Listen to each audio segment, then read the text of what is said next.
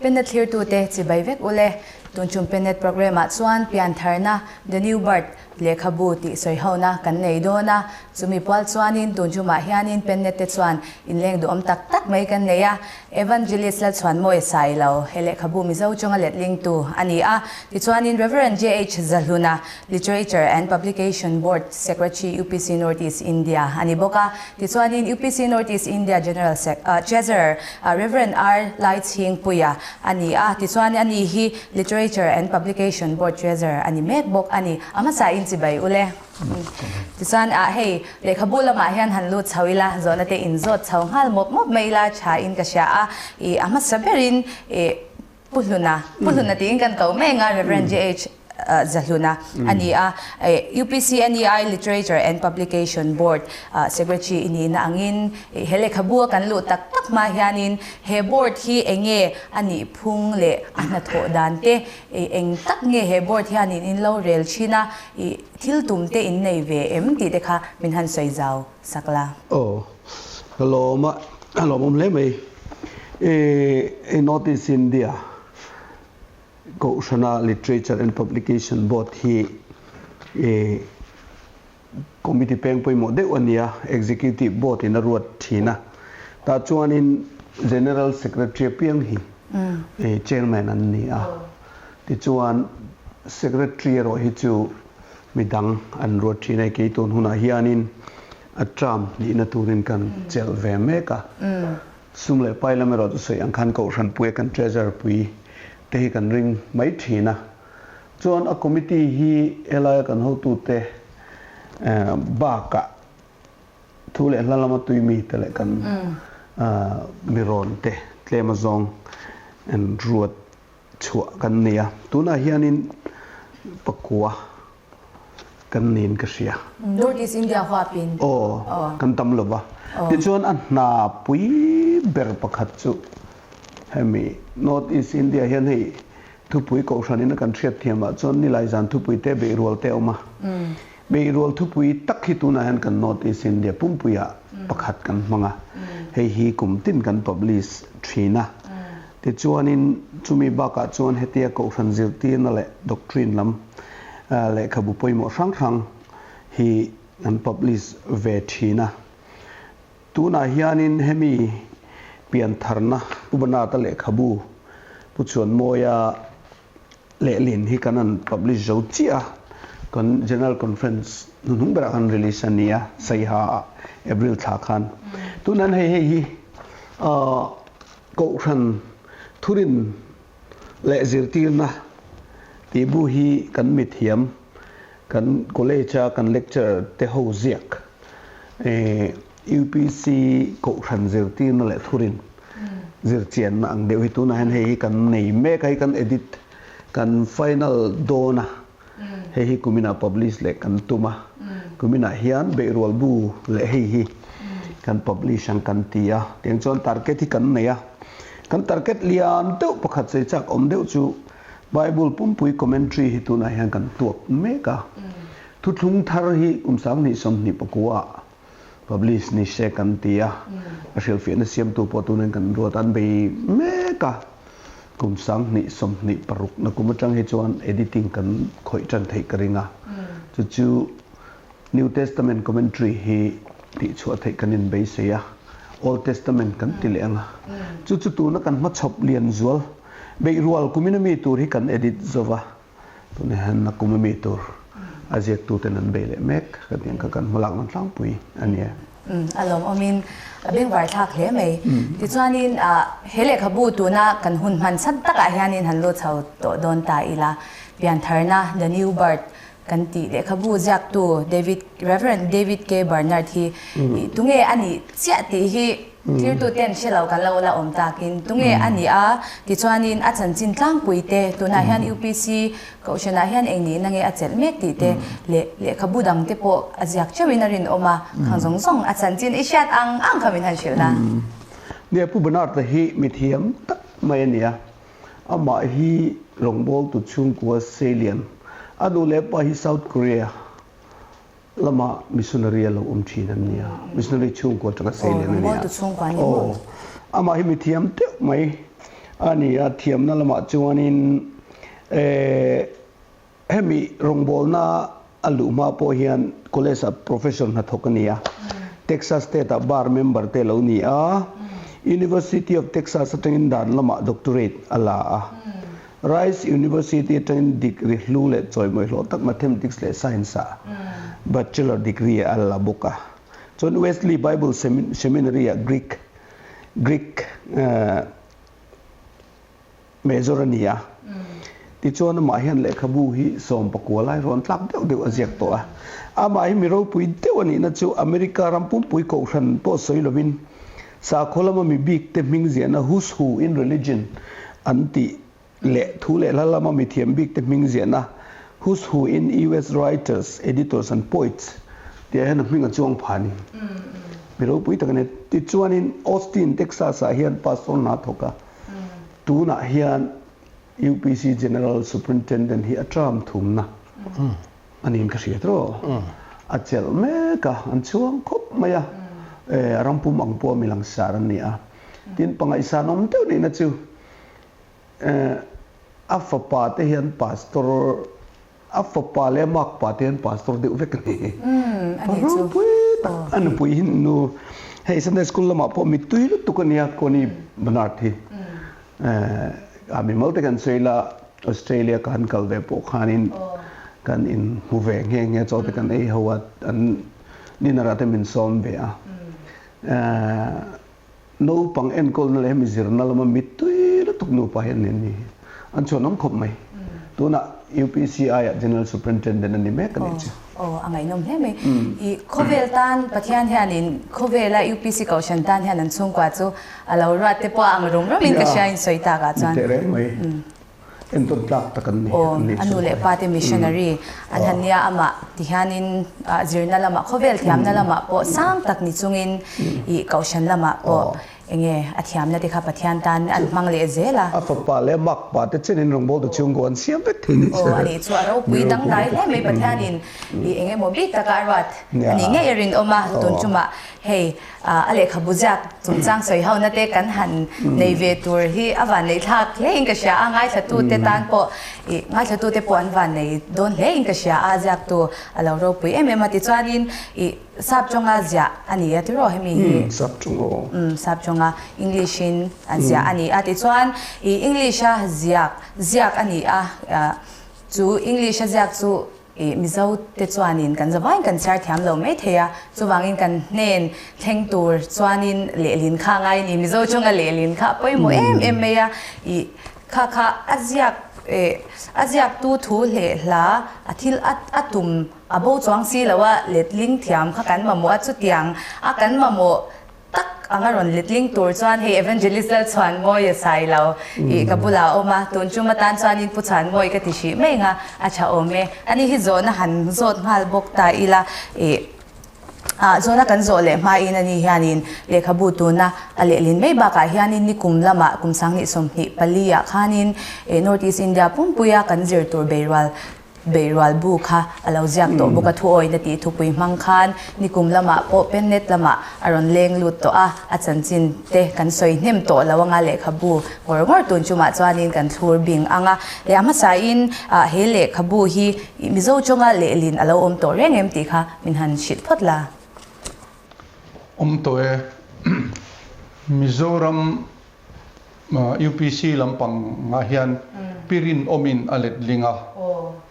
อามาโรจูอันเลลินฮีอับบุชูงะปุบรนาตนะเทบุลดาสงเต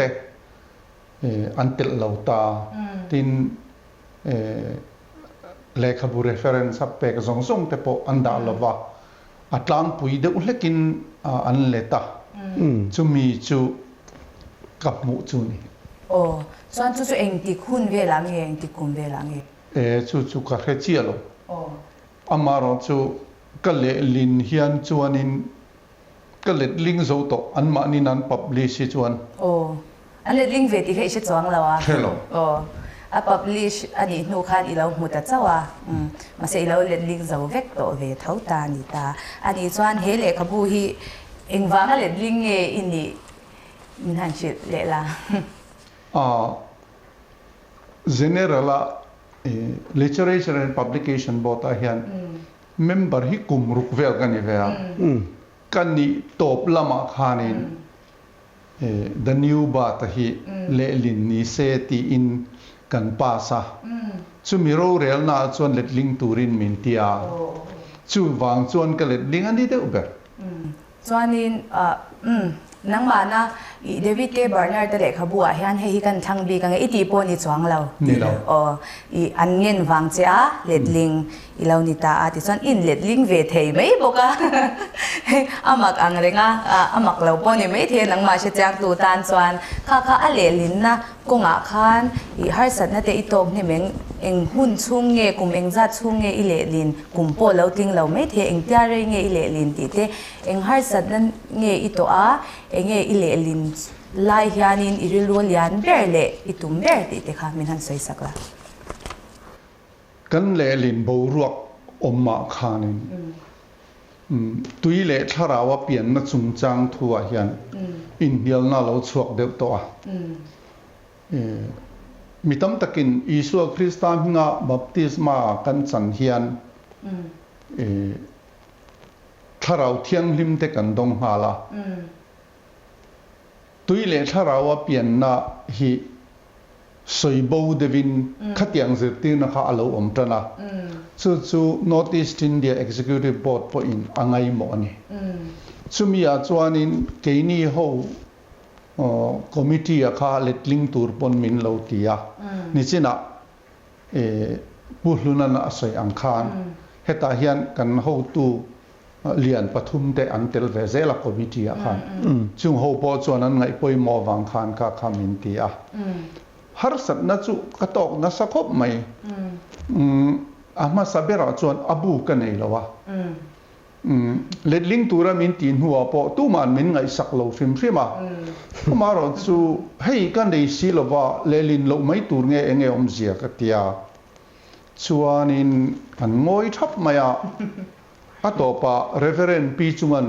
abu ka hong che kalanein ka khia karon zonge tia mi peta a chu ti chuan sang ni le som pali a khan kalet tan ta a amaro chu a nu loka khan bulkan tana khan kanu pui damlo na sari men damlo wa boi pui ta hun sang sang te kan kal puya Mizoram khopona te chu tianga wa chuan ka chun zom lok thei lawa amaro chu tharuk nge thakwa nge ti vel bor ka chok nuwa khan ka chun zom le ta chu ti chuan ka zo vele thei ta mai ani a tin a har sat le na chu pu barna ta hian sap tong hi athiam em baya chu uat kan thiat ngai lo hi a mang te mai ni trong kam bung ruang a he ni mo trong kam bung ruwa ani mai ang chu amaro chu a thil soi tuma hianin le lin chop ngai a om tlat zela sap trong a po a common lo de hi ma da ching tlat mai phrase lam te bo om ze soi fia le chon ngai ang chi kha tia ang kha om fo mai a nang chu sap trong hi thiam mangai o ka tia chunga chuanin Google ate dictionary a po ka mu zolo te a oma chu wangin Google dictionary a ka zong thi khatia angani wang khan chuta chuan harsa katia a pathum na chuan King James version mang veka thumar huai aziak na khan hemi buwa hian pu barna ta thumar huai ke le lin hi an ziak lovani tin ke mai na thumar huai ka ziak po an ziak tel lovani chen chon ka vui de wa chu publication board lampang khan an lo pai an lo pai ani chu da chuani pu barna ta na at ziaka po chuan asoyani King James version azavaya ka mang vek atia abik taka ka soyani lo chuan King James version vek ka manga atia athena chuan international version athena chuan the amplified bible le bible pakhat chumi pal li chu chu mangani chu da chuan chu za asom ko le pakwa angvel hi King James version amangani chu kan Mizo Bible hi King James version ani King James version om kan Mizo Bible om lo hi atam em maya tin ale lindan te hi a in ang mia lo ta ni chu chuan in min ti boy em a amaro chu keima hian King James version ang chuan keima le lindan te in kalakata ve mai thin nang ma shil fia dan khan chu kan share kan ho tu te hanan lo du mang vieu lova kan Bible man lai angin an dani chu chuan in karil ruwa pu borna ta le khabu ka le lin laya ka thangnem ngai na hitam tak an pai in ka hia a poi ka ti khop a fia tur ang bon a fia tur ang kha om lo ta tin pakhat le chu hei pian tharna tin min da saka ke ma chuan pian na thar ka ti the new birth hi Bible a om lo ma se pian tharna Bible in a soiran chu born again vekani born again soilovin ama khan hei hi aron phu chapani the new birth ti hi chu taka chu pian na thar ti ila asap trong in le lindan a grammatical pon adik zokin ka hia amara chu minron paisa ka kha chu kan ho tu te thu ani a i keima ina ka va social phak poni chong lova ma se the new birth hi tu po hian lo let ling don ta se pian tharna ti son Mizo trong dik anga tanga an la don ni chon an le lin karing lo pian na thar an ti tho karing amara chu kan ho tu pa kan an tu dan ani lo Bible chu pian thar na chu born again rekan chu wa cha ani po hian ron soita a mun then khata hi chuan the new birth kan lo ne ya chu ti chuan pian thar kan ni ta ni ti te mangani khami kha an ni chuan pian thar na ve an da don nge min ti dang lam sak ta ni chu kha tlem chuan ka ui deva abu a title na atum kha a thel doning ka hia a tin chu ba ka chuan chu King James version a hian entinana kan Bible le lin hi hey Bible Society of India nan le dinga ke chu ka tu lo hi tam em maya Timothy thon khan na bung thum chang som le paruga kan pathian ngai sang na thuru tu tial rual lo in ro puya ti sa alo langa atitani ma se King James version chuan godliness ani ngai sakna ti kha pathian ngai sakna ni lo godliness i ale lintan tur tik taka chuan pathian na hi nial pathian na thuru khi nial rual lovin aro puani tia ti sa lo lang ani lo God manifest in flesh tinia pathian chu ti sa alo changa tini King James version a chuan kha ke chuan ka du zo ma se heta hian chu ti angin om talo ta poi ka ti em a Bible kan man lai milin anda ta a chu ke chuan ka du lowa King James version ngar kha ani na ada ama ko na da khelawang pakhat le ka soi le do chu te hi aboi thak ema Mizo tonga te hian pai na sal tu pa entinan simula in sual te ngai dam nan ti tura te hian Bible a chuan Mizo Bible a chuan simula in sual ngai dam nan ti ani sual hi te atam ema ate lai bi ka hi an pai zel ta ni thuru te te ni korin thon khat na bumli chang khata chang thuma keini ho hi Krista rong bol tu wale pathian thuruk en kol tua mi in min ngai ro seti lai te kha thuruk te ani pathian thuruk ti chuan pakhat chawani te ani chuan tam tak ani chanchin tha te hi thuruk ani Krista pathian ti sha lo chan te thuruk te thuruk hi tam de pasari reng Bible kan buwa voi khat ma sarmona tu man an la chok ngai lo a chan chu kan le lindan an nep lutuk wangani ka ti maya ke chuan ka lo aro pui ang kha aro pui lo ke chuan pathian thuruk te ti po hi sarmona kamang to ti sual te ti te po hi mitam takin sarmona soi sual pha ni sual kan sim tur hi isu pathian ani ti kan khiat lo na sual chap ani te anti ni lo khatiang an lo sual te ani khang kha apoi ka ti em la ya ni a kan war deu ni chu chuanin i lelin lai khan enge achar tu ten lo chiar ta se tia achar tu te thin lunga fiat tur ang ber khanga ingai to a abu omzia abo lo na zo kha ingai poimo zo ka ngai poimo ber chu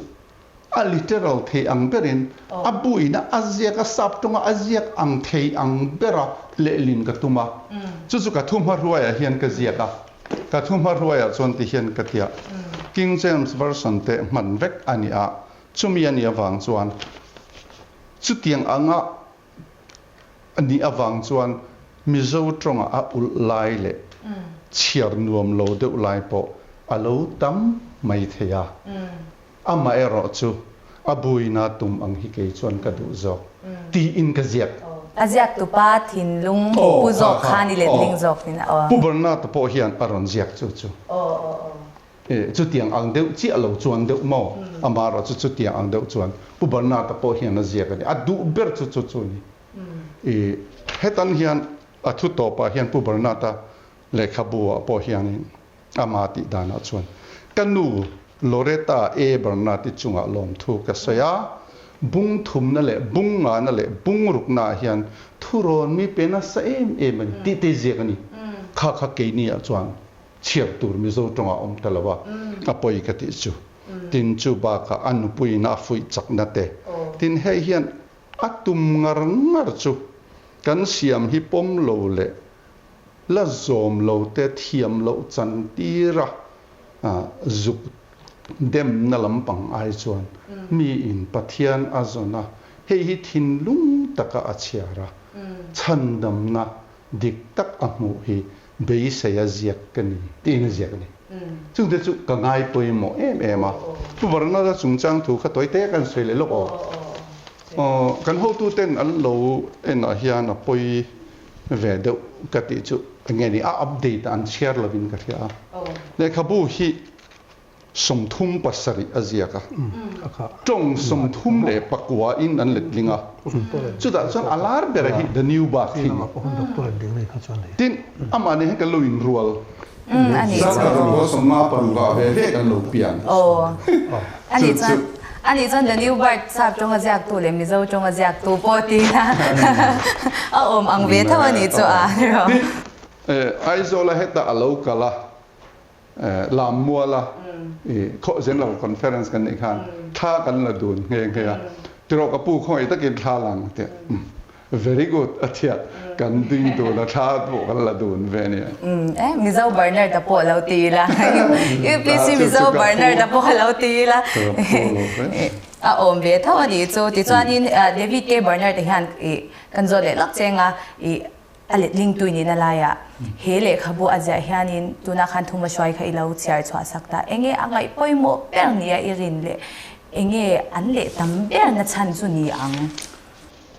chu tak chu ke ni poina kan le lin chan le karil ru om vengar ngar ni ani hian ti hian a soi ni tunlai ya tir ko te zir tir dan kan soi thina hian zir tina poimo zual chiang taka soi fiana le khabu kan nei atul tak meba he le khabu the new ba hey heta within bracket ta ke chuan pian na thar khala ti tang tang ani pian na thar hi kong dik ko mu ka be sei bera heta hian chandam na thuwa tul le poimo zong chu soi kim vek ani chuang lova ma se thil pakhat thur bing ania chu in thak dang lam na emo pian tharna siam thar le na emo ani hele khabu hi Pentecostal theology a volume ni na ani a ti in aziaka chu ke po hian karil ruwa chuan tuya le tharawa pian na kha lal isua soya kha ti dang lam thei ani lo ti hi North East India UPC ba ka hele khabu chiar tu zong thin lunga tu hi ka tu bera soi dang lam chi ani lo kan international doctrine ani kan fundamental doctrine pona soi ani chumi mil chuan hei hi a soi ani mitam takin baptisma hi thil ti ani lo ti te hi na sa takin an soya heta pu barna chuan rin na thil ti ani ati chat maya kan in nial na tam ber hi thumaroi apon ka ziak le a heta tang hian kan in nial na tam ber hi chu are karing kati North East India UPCC nga in nial na chu ti khati ti om reng reng hi chu hele khabu hian athel deu vekin ka hian ani chuan kan rin na chung changa hiat fia lo le zo na nei te pon hele khabu hi an char chuanin tam takin a chang don ti na ani chu apoi mo hle mai UPC rin na i chandam na kan rin dan oneness Pentecostal te na kan rin dan lo shefia chak le bel chiang le zwal du kanom chuan hele khabu hi chiarila na sa takin min shil fia don ti na ani thei UPC chau ni lo khowela chandam ni du zong zong hian hele khabu hi chiar se chandam ni du chandam na kong chiang lo te zong zong le tu na bo me te pon yang chu lo char vek turin kan han in cha ani kan han in ngen adu sang na kan in hlan ani te chuanin min la chan lo pakha chu eng tiang a rei nge i le ti kha sang ni som pali ya khan katana chati chuan sang ni som le sang ni som paruk kum tira kazawa chati chuan engeni pacemaker abuk forming kata afeka chu khati laya secretary khatunge ka khrechiang talawa chumi hena chuan akopi ka kathon nga chu ti chuan in kum thum chu ni theilawa kum ni angvel ka letan chu damlo na kan to wang chu ti chuan kha abu chung kalphung thang pui chu khanan sei to ta a I chuan apoi mo na te ti chuan bung engza ta nge chen ani a thupui engzat nge anei le hele khabu hian ati dan hi asiam dan hi at subtrization te hi a uluk khopa thupui som le pali bung som le pali in a thena chuda chuan ani neu kha chu a omta a heading a kha chuda chuan zo na dik chu zo na hi adik nga ya ni ti ina saya enge zo na tur hey zo na siam thiam lo hi chu kan om hi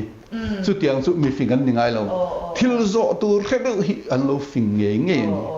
chu da chuan atom na hian chan na dik tak chu atia kha khan a in kar so kha aram chang fela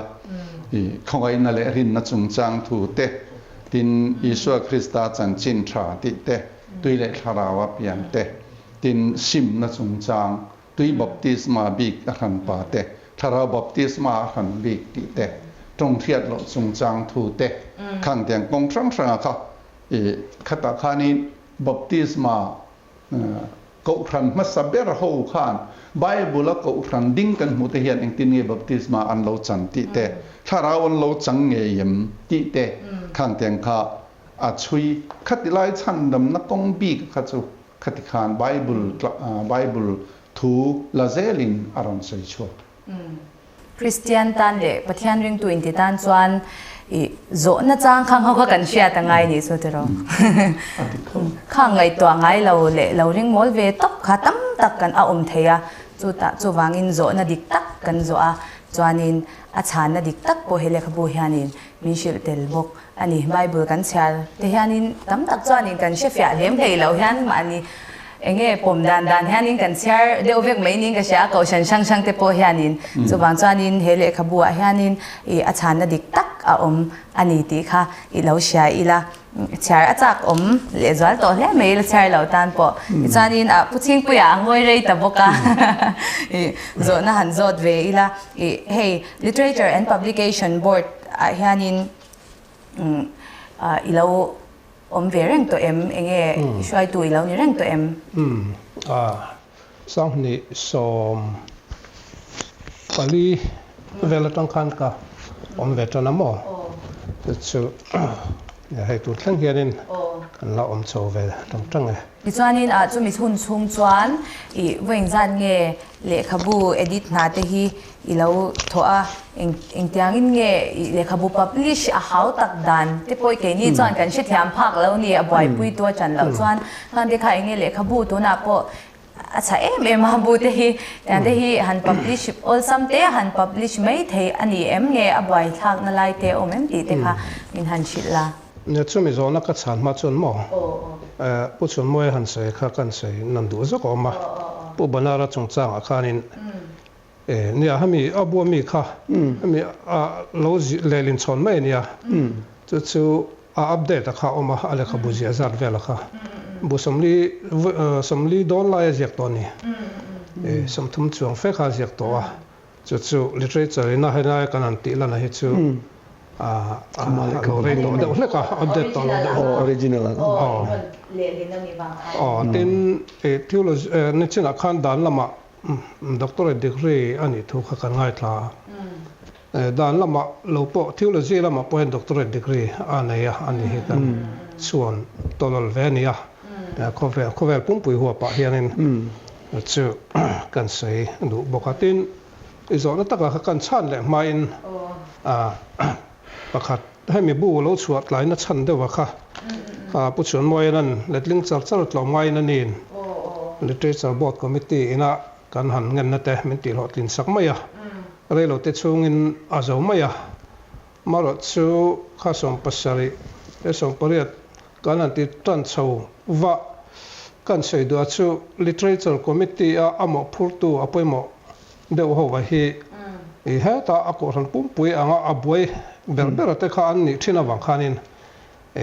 meeting han ko na hun he om kim he kan nei lo khop mai thina mo chu wang chuanin te khanin kan han ti muang chang sauder sang som ni covid boro kalo ni solen ni kheng vel khanin ti chuanin engamo akara khanin puechil puruata hi upa an alani nge upani upai cha el ruata kha ale khabu kha kanan ti chode char bokwa khami ti chung khanin aku han kanan thla ka le khabudang kanan edita chumi chuanin hemi hi aron ti chu khar ta de leka khatiang khanin hei kumila khan kanan publish kanan ti chu thei ta ram khan mo ti chuan le khabu ti chu hi Sunday school a hian ta kan lo omre le khabu kan ti chuk na sa Israelai bu kan le nge turangai Israelai bu po hi le hi ahara ako sanang po ni lo aminol puin tun la chon le khabu chiar hi kan that vek to mai ne le khabu ziak tu te po hi tam tak he chon be dong da urum min ka ria an hanjia ka thatak tak ha takin anjia ka chumi a market lama kha alo chet le se wang khan phone le internet le khatiang google tv la ti hianin an chiar du zong te hanan met chu kan chiar mai thei to wang chon le ka bu chiar he kan that chiar rim to me aminol pui hianin chung vela chon le ka bu publish hi a hau tak khop mai maro chu hei hi tuna pian than na kan han ti taka hi kan rin ain akal an general conference sai ha kumin khan april thla khan kan phur pheya he tiza thi chu hei kan ho tu te hen a tok mai ang an te kan phur pheya ma se phung jinga piring voran soyang mai re lo te khan a zo ta vek maya chon kan cha bel le ta su moi na an phur phei le a chon chu po chu anin chan le lo zo le vek mai ni hei hi pathian ni ma la som re wa hai pu chun moi le na hi nakena ti khianin kimi Millennium Center kan bookstore khianin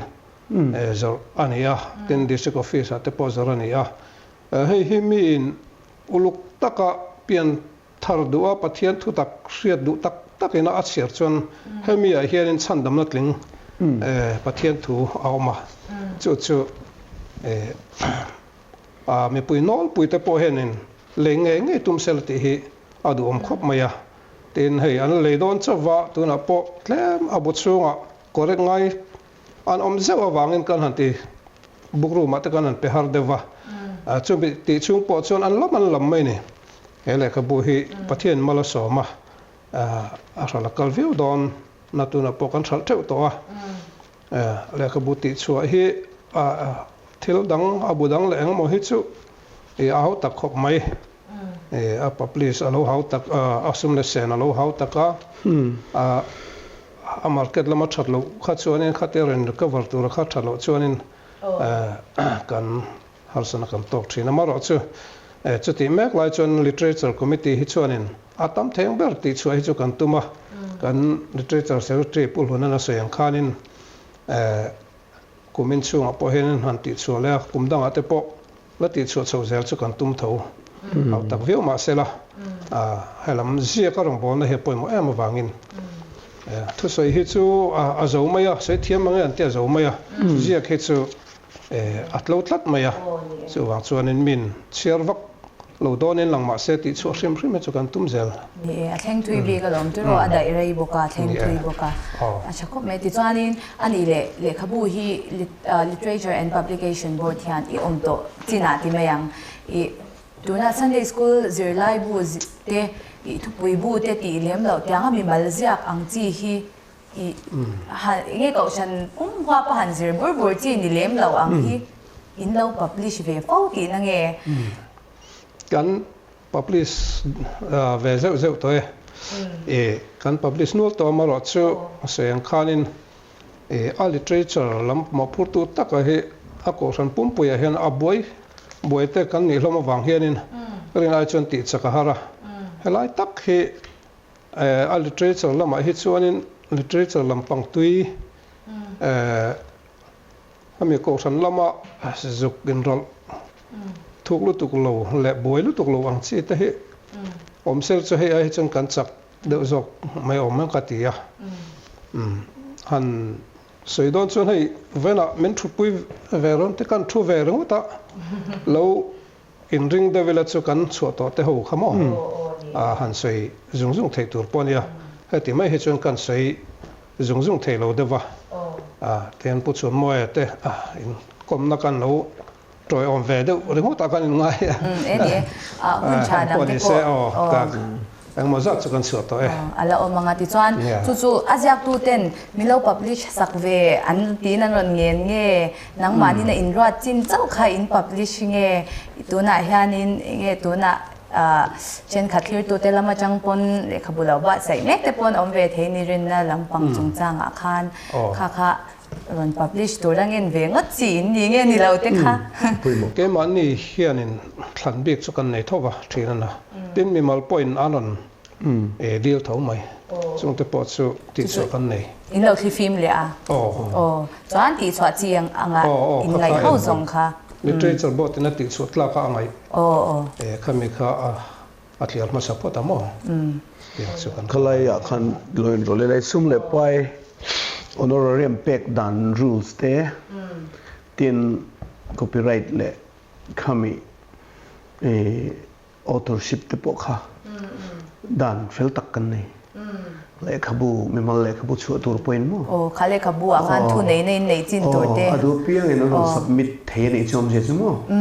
mara chu kan thli film uluk angreng athen chu kan return be bok kan rongbol zaum tak ziak bok kan return ni chu chu lai tak chu shat ve kha achak om rawa chuanin puluna kha an zo chun zom talolo meila hele khabu hi inge Christian te tan hian mizo Christian te tibik te ang hele khabu achang hianin mizo Christian te hian inge zir tur kan nei ishat ang te le Christian te tana poimu em chan kha nangma ngai dan le kher dan achangin min han shilela nia hele khabu ka mu phat ta ai editing committee ne ke chu a junior berzok kania heni lai kania tin ni chinei zo na pakhat kha tun nai te ka hret chin kan soenga nia soeng khanin le khabu chu to kha nikum bi ka khanin rongbol tu te tan puin tu hi mizo chunga kan nei to kha hindi le english in kan publish boka hei serle sang baptisma chan lai cham tur ti te mithibu e cham tur ti ne te kha literature hianin channel avia wa tunai le khabu kan publish ve de mol mai alomum khop maya chuanin hei ka soi thina ko shan angin min lo ngai thak sak โลตาเสตุตะปอยมุกันใส่นี่เราเสตุนลายะมิโซรามากัน burning issue จงจางเทียนเตเนนะก็ฉันตั้งเทียนเตเนนกันใส่ของเราพอเห็นฟิล์มทุติตะเห็นกันติดทีนะ UPC รองบอลตูเป็นติโกสรองบอลตูเตหิรวยเวทีนตายละแหงอะเตเห็นเวเมตปนโฮมันเนียเดียเตเห็นเกนี่จุกันอินชวนช่วงเดียวก็ใส่ทิ้งจุเพียงทาร์ definition ฮิมิโซรัมบีก็จังเป็นดิโกสก็ครันเจเห็นกันนี่ก็ติดทีทีนี้จนตัวเลยถ้าเราเปลี่ยนมากันที่ไหนยังทาร์สอยเฟียนั่นดิตัก ค่ะ ค่ะ สอยเฟียนั่นตักนี่ก็ครันนี่ PCJ กันนี่แต่คิดนั้นแคมปิ้งเทนขนาดจนสปีกเกอร์ประคัดจังเพียงทาร์อ define ด้านจุจานกวนอโลเซียมาจานกวนก็ตั้งขเพียงทาร์ติมายามาเสข้าขจุอ biblical เลมโลวันนี้เฮตมีเวทุงจนดิ้งละก็อินลันเทียที่จนอีเพียงทารินไว้อันโลติบกะตาจวนอินกันใส่ดูจุเฮ้ยกูฉันประคัดตานปนิโลมีส่งตานเห็นเพียงทาร์ definition บูนินก็เสียเปลี่ยนทาร์น่ะจะเช็ดดูตักตักตันเพียงทาร์แต่คิดนั้นละเช่นขัดกันเนี่ยพอมิโซตะปุยละผัวตะปุยกันฟิบคุณหรอวะส่วนตินแรงบูซูติหลาตะกันเราในเสียมาเสียจางจนสุดการอินสุดเตจูลบกเสียส่วนตินแรงบุลหันจรงดส่วนทักโตเลยตุกเรียชข้าหลาโซข้าลูดิกโลวิมติข้าอีตรงไอ้ตาเนี่ยตินประเทศอิสราเอลเฮตอกติหลาตะกันเราในบกเสียแล้วผัวกันสัมเสียกันรินนะคะฟิยนักลังเรารินนะคะอัตมตานี่จูจุดนั้นบัพติศมาไปกันติดชีนะตุยบัพติศมาเบคีรินนะฟิยนะมาสับเบอร์กันกลังตัวที่เห็นก็เห็นฟิยเวทีนั่นเองจ้ะจุดไบเบิลพอเห็นมินพูดนั่นฟิยนักลังรินนี่จุดบางจุดนี้เฮเลขบูฮีกันรำตานกันนำตานเห็นก็ดูสักกันมีส่งให้เชียร์ตัวนี้เปลี่ยนนาฬิกาก็เปลี่ยนตัวเห็นจะฟังจนให้เล็กก็บุเหไปหมดมีส่งเห็นเลยเทเสก็ดูคงไม่ตินนักกินอุ่นตั้งอมตัวเราตากิน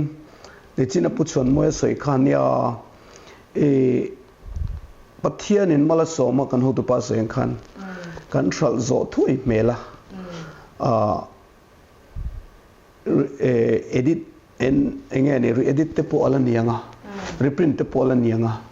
chong huna chan tu na kan let link to som tak po chon moi thorim na nia ama bo ta om to lo bok nen kan in be pop chen lem lo ba bot khan ti kan khal chho ngar ngar taringot to mea pu chon moi varon let le na mo po kan nei lu tuk to lo khang ani china sei tam tak thu shwai thu hla te po ka pom om len ka sia kan re-edit reprint and re-edit hunte om karing chunga de posan kan ngai pai mo view tong karing chakop mai asoi lawang ti lo mai angoi o asoi hun ta kan in ka sha ti chan bu chan mo ya bok han le ta lokila I hele khabu ziak tu hianin pian thar ne hi ama Bible base ka jani ta ni kha pian thar ni engber ni in nge aron soifia ni china khan ang soi tel thau in ka ria kha amara chu zona shan pa kha aphu ve thau thawa pian tharna ati ta atlang pom na po khan tuya le tharawa pian kha pian tharna ni lali suan I pian thar tur ni nikodema ne na ti khan pian dan a khelova chuda chuan lal I suan a sei khan ti tak mevin atia voi khat chau bo tilwa ti tak mevin a dobolinas tia chumin huwa chuan mi tu po tuya le tharawa an pian lo chuan pathian rama an lut theilovang atia tuya le tharawa pian kha pian tharna dik tak chu an ti in a chan na po chan na dik atia khan aran conclusion aran zia ka chuan tui bi kha han soi ta ila tui bi kha he ko chen chen kha chuan in nu in min pai la ya โอ้ตุยโบมาเจอกันสอนที่ขัดตีที่เขาเอามานี่จวนเช่นขัดเดจวนนินตุยบัพติสมากันจันฮิจูชันดำนั่นนี่ละวินริงตูเตมินกันชินเชียนะโมมินซิมโบไลส์นะเขามีซิมโบลอังเริงว่าตาไงดันที่เขาอมตานี่ข้าเฮเล่ขบวนฮันเองต่างอินเงมินเชลเฟียสวยอัครันฟ้าอินนิจินะคอนเทนต์กันสวยขันกันเสียกันสวยตัวตุยบัพติสมาขันไปอารมณ์สวยเงี้ยจุดดาวโพจวนี่มีอินตุยบัพติสมาอาจารย์กันเปลี่ยนนะตุยนิตาเสอาทิตย์จุดดาวจวนจุดเตียนส่วนยังขัดยังคานยังเตียมาเสแล้วลีส่วนตุยอะไรถ้าเราว่าเปลี่ยนอาทิตย์เฮียนตุยกันเปลี่ยนนะจุตุยบัพติสมาอันนี้ตุยอิสุคริสต์มิงะบัพติสมากันสังเฮตรงปงโปกันอินหลันนะเอโมนูปุ่มชูงตุยกันอมนะเอโมอันนี้ละว่าอาจารย์จูสวลไงดำนะอันนี้นี่สินักสวยอังคารติดก็ได้ทิลติบุ้งหิจังสมทุมปริยัติคันอินสวลเตไงดำนานอัตยาสวลเตไงดำนะอันนี้ติดก็พอละจวนจูตักบัพติสมาจูตรงดังอินสวยสวลเตนไฟนานี่อัตยาติดก็ได้ทิลติบุ้งสมหิปันหิจังสมปรุกะจุดเดียงอังคบจวนอัลซีเรียสนี่เหตุพอสวยไบเบิลเฮียนจุดเดียตรงปงปอินหลันนะอันนี้ลงเองโมเกมานีว่าอินหลันโมจุดที่ขัดชินเชียนโมข้างเตียงนิโลขันตุยะกันบัพติสมากันสันฮี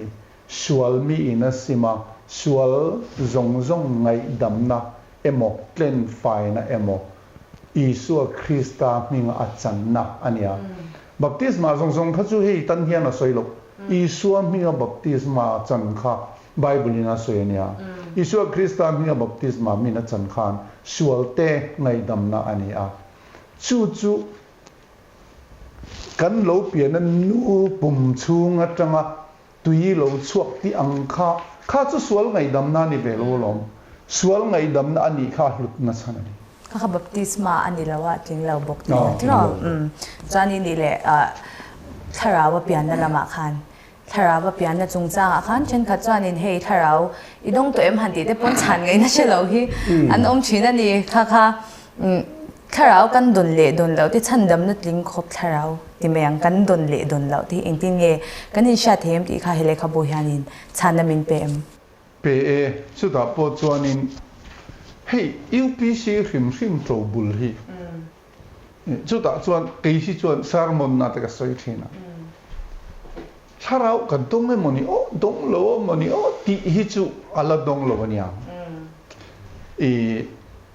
ประเทศเนี่ยนะอินโพลนาเนี่ย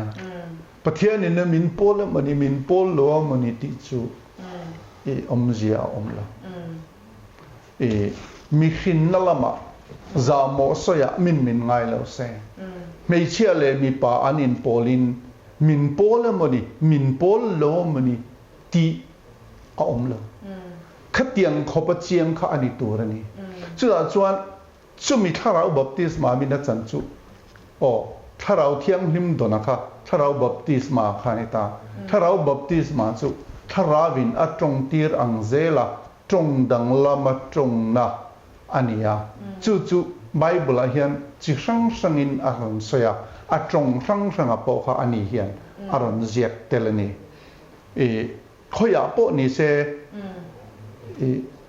ทุทุงทารกรันดินนาคานขัดที่เซลคานันโลจังอิสวามิงบัพติสมาจันทาราเทียงดิมบัพติสมาจันข้าอันนี้เซลมาFSC ขัวเตียสมาริขัวเตียตินเพนติโกสเนียเตียขัดยังคานอับไบเบิลบุงเลจังเตนเอนคานอารอนสยา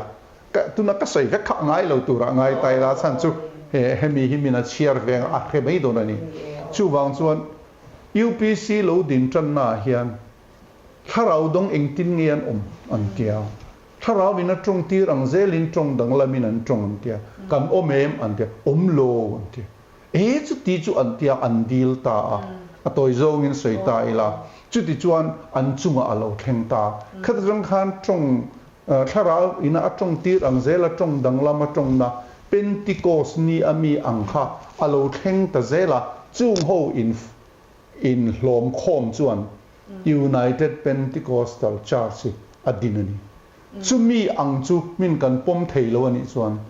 kha organization a khan kha pola khan kan tel theilo chu tiang khop chuan hei hian ang sei chiang alom bom hle mai I kha charpo cha le zwal le mai ya I zawai chuanin ni e soi vek sen lawanga khanga khatiang lampang chi zona nei shim kha chuanin he le khabu hi lo char ma save phot mai ila acha don le in ka sha ti chuan I puching puya I he le khabu hi I Kaushan mi pui UPC Northeast India General Treasurer ini na angin zona hanin zot le to taila ini na angin hele khabu hi kaushan mi pui te tan char chul renga wa isha chante le enge kha min han shil masala ti chuanin char factory min han ngen bokla chang a char wal chuan ni hele khabu hi kan se tak khanin afia chandam na kong chung chang fia fai takin a chin chokin a soya chu ko ran mi pui zinga po hian nia tlema ngai dan an sang lek lek te anom zeu thina maro chu tian kan local sulta tina ni lovin tlema ngai dan an in person zeu te a ma chung zong zong kan in hana bul pui tur min thu rul tu chu hele kabu a hian hi anita chu apoi mo le mem chu anita ko san mi pui te ta na po a so ngai dam baptisma chang to te iso pathian ni ti sia pathian ko san ho te thutung fa te ta na po hianin chiang le zola an chira an hriata chumi atang chuanin kan rin dan dik tak akha aw ma wangin he ko san mi pui te hen chiang nge sela a thain ka ria in tina hianin he lekha bu hi chu om top mai sela te chuanin alongai thatu te zong zong po hianin tuna hianin chan lok te po la oma lekha bu ti chu le hin china kan seng khana hara wangin reprint te po tika ngai kan ti le thei don la hriat lova tuna kan chut sa te kan ti chu sa hi chu ko ran mi te hianin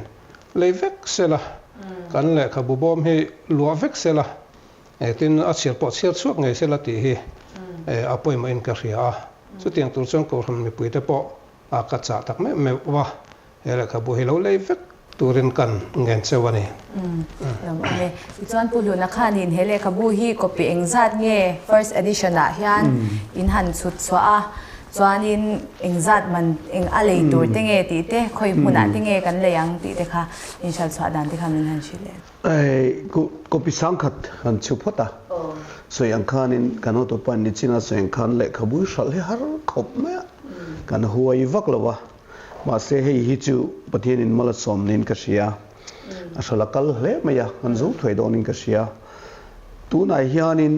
zani in alei the general conference like hamza samriat in control la to na hi chon zani na lei theya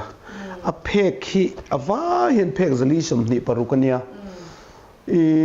minat an chiar nge kan do wang hen atlom poi tlom ani be chang ai zali zathum samwa zali vel chani ve nge to to om angania ma se ko ran mi puiten an chiar rong bol na angain de hian cheng zani in kan ti me kani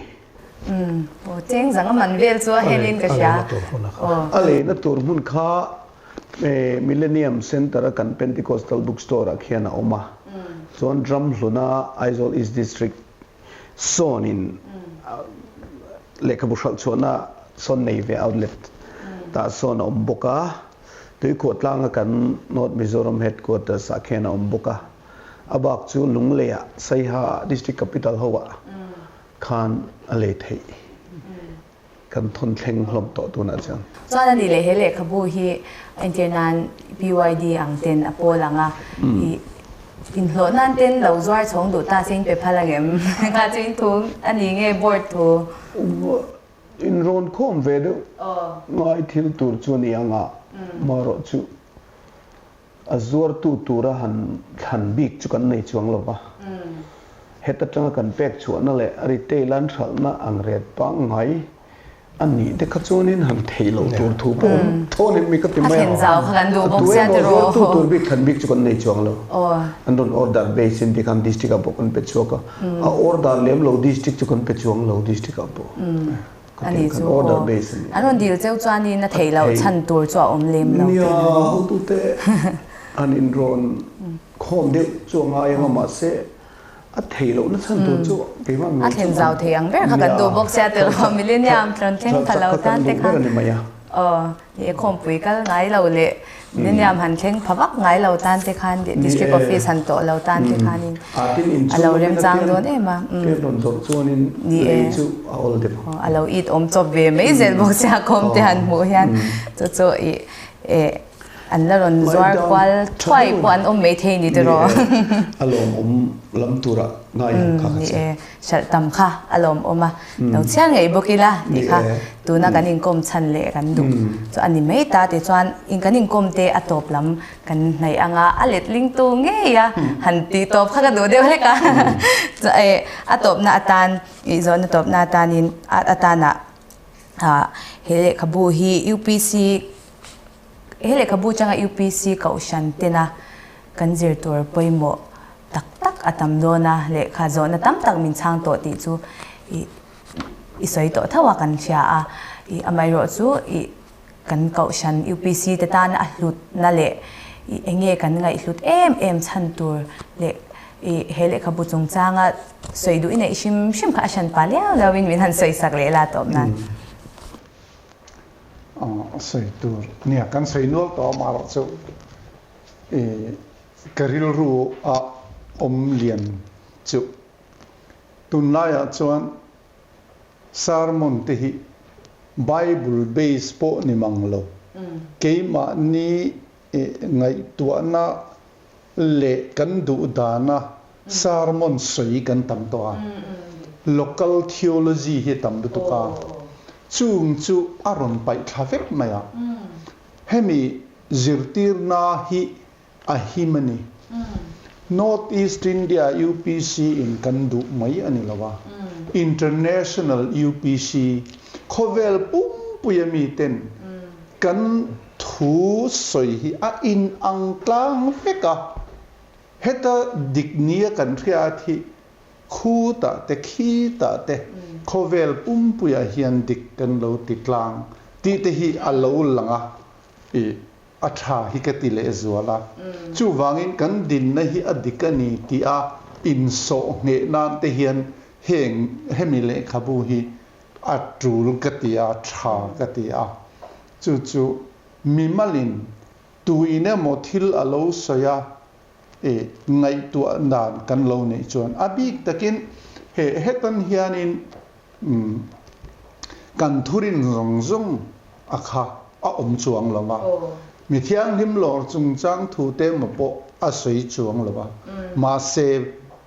pian thar na chung chang thu a van ram kal na kong mi in a ran an lo soi don chuan heta tang hian adik le diklo te ila bible arom soi fia tu ale tharawa pian tu ti kha bible a kan mu topa a mai ro chu chumi zu tuya le tharawa pian dan chu engtin nge ti kha bible na soi to si lova chiang kuang takin chumi ani wang chuan he ta thu thlung thara lal iswa christian chan chin tha a soi le tir ko te thil ti le khathon te a in zom vek dan kha hei hian a chui chiang ta zela chu bible chan dam na chung chang khiat fia nan hian a poimo ani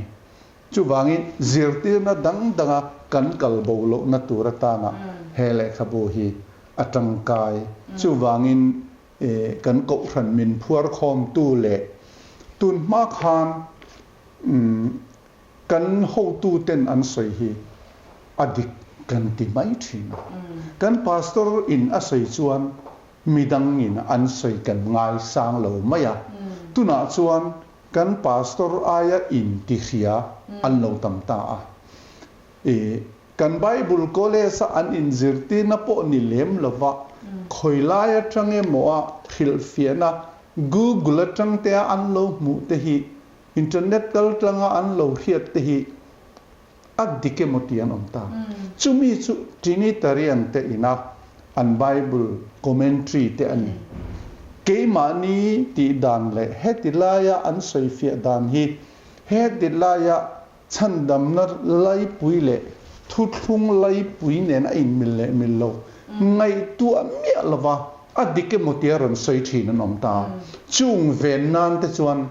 hei hi atha in ka ya chu wangin hemi chung chang thuwa hi chuan kan ko ran hian kan nei hi apoi mo tak zet zet in ka sia chu kan han sei thei tong me ro se ni abik takin rongbol tu te tan phei chuan I change ngai ka sia apul pita rongbol na nei phachin ngat phei chu mani ngai dan nan han a chwa pui mai lawa bible na asoi tum tak khanjir tir zel theile sansar mon pui zel thei kha poi mo in ka sia a school pita rongbol na nei phachin phei chuan sermon rongbol na nei phachin phei chuan in char vekila achadon le in ka sia ko shan inzirtir na le kan thurin te po hum hal na tan I alu o apoi mo le in ka sia a enge mo han sei le lak la toi te lo sei ka chu ka vui lek lekin ka hian isen ka soi khan lo thu ma ruai te an lo da lova han ti te tin King James version hei hian na zuya ma se kan ho tu ten an lo zui lova ti chung chang thu te amaro chu tam tak hi kan ena ka en zo vek mia lova ma se a wording claim an thak ba ka hi chuan ka le lin dan lai mu hi chu an zui ve viau ang regin ka hria a ni kuma ni chinei sei ta ang khan thu o ina ziak ve khai ro kha chu tle chu eng ma om lovin min kom to pani abu kan han zir chuak ve ka kan chiara het yang chu ka ti dewa amaro chu kha ai chuan hei hi chu tle min lo za sak deuh chuan ka hria a ka lom khop maya nia amai ro chu ngai da na in ang lawa an ni po khat ngai da ni nan kal lawa committee ngai da ni nan kala heng an lo ti dang lam hi chu an thune ina ani a tin ke ma chungcha ke ma du da na publish tur po ani bok lawa eng ma poisa ka tho lawa amaro chu kum som nu don la ya min han ti puitlin sakero hi chu kalom tak zet zet ani ti kha ka sei lo chu dan kim lovin ka thia kan sei la la ma ni se de ka loi rol velo kang nia lom thu han soi a trulin kan cheko mai ai pu chuan moi hi puitling Sunday school zir lai po hi kum thu me mi jet to kha tin no pang te tin bei rol thu pui hi kumeng zan nge voi thum notice India hian kan jek to poi mo de mai ni hei maro chu dichina soi lai bor kha committee thir dan hi om ve shana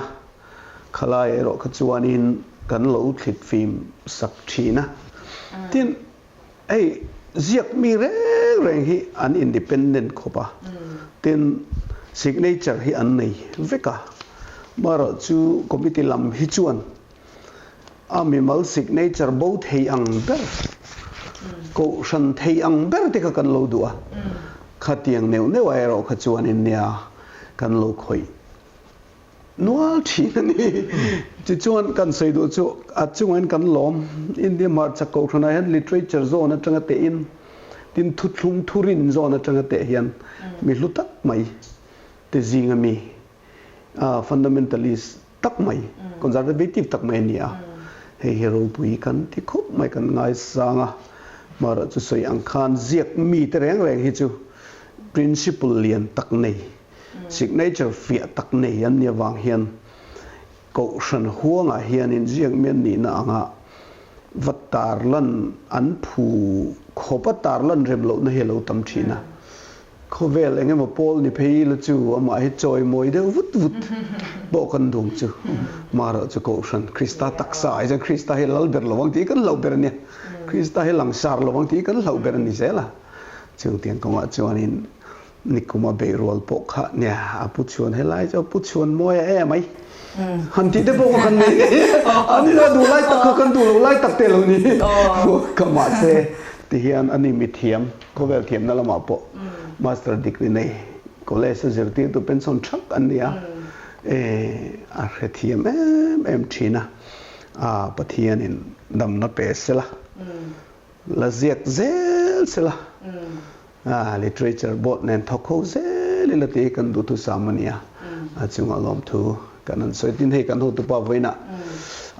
kan ziak tu kan kom don sia kan general ani hi kan ho tu lian pathum ji ga pakhatania pakhatal chon kan chairman kan secretary hi BSI lama Bible translation a hianin voin thole piang hian boi deba aman lo waina ni kan han puna minan thut pui theya kan lom khup maya tin hei pen netin hun thade mai minan siam saka pen net staff thade deu kanan nei cheute kan lom thu kan soi ni chu kan lom tak tam me ni Shin enjoy moi dau lai la pathian ni sa takin na joy moi ka sha na som na te adong na sa lai ka sha thi na ko tlang a ten ding sak zak china ma se ti han chan chwa pathian ni na chan chwa kle chini ka sha dam chade win tu na po kan han in kom le the ya amakin na ro pui shin khop me ya I si sel na chatak lo ne ya I tun ai na sa a nge hetiang lama po ke penzel turin du sakna kan han lan bok ani pendet lamin ti chuanin hele khabu hi kan shat angkhan Southeast Nagaland PYD te point an lo ngai lu khop pe ya youth camp kum ina sangni somni panga youth camp an ne ina te po Bible quiz quiz in Elnatan hele khabu hi an lo manga tani ani chuanin English version kha an lo chhiar ta a chu chuanin PYD te khanin in Elnatan te khan an lo mang zak zak to chu na Mizoram